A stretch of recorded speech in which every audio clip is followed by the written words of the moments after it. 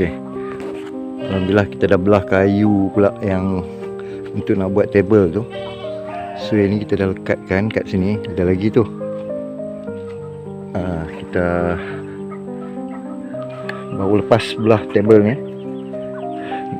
Kayu ni nak jadikan table. So kita dah golek dah sikit kayu besar tu. Sekejap kita golek bawa balik. Besar kaki tu. Baru satu round set ya. Kita golek kaki besar ni lah, golek pakai tangan ya. Kaki meja tu jauh. Ini betul dah balik lah. So dia cakap tak apalah. Ni jalan baru nak siap kan. Dia buat jalan. Tu dia kayu.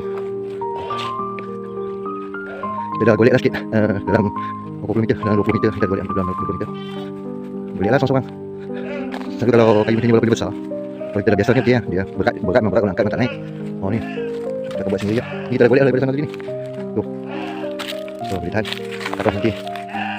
Tu dia masuk nanti dia siap jalan kan.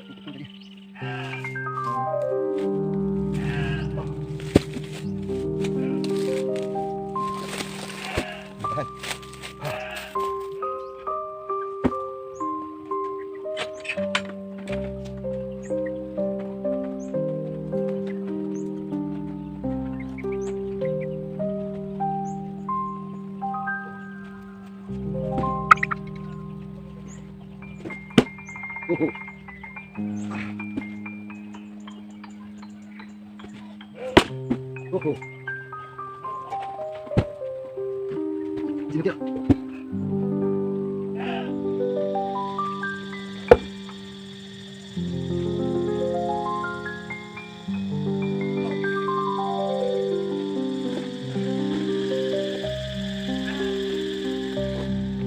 Alhamdulillah akhirnya.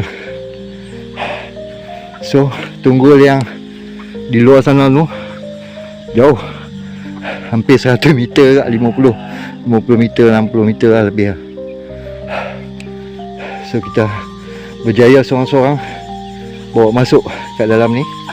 And then kita nak tengok tapi yang ini kita nak terbalikkan ni untuk kaki meja ni.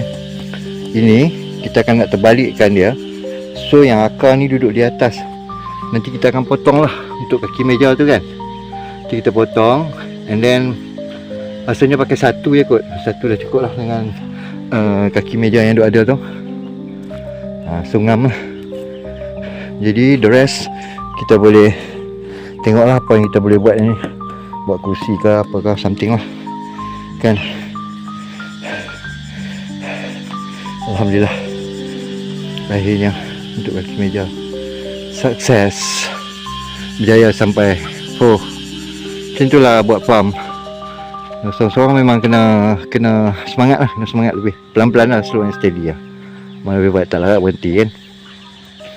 Akhirnya dah complete, alhamdulillah.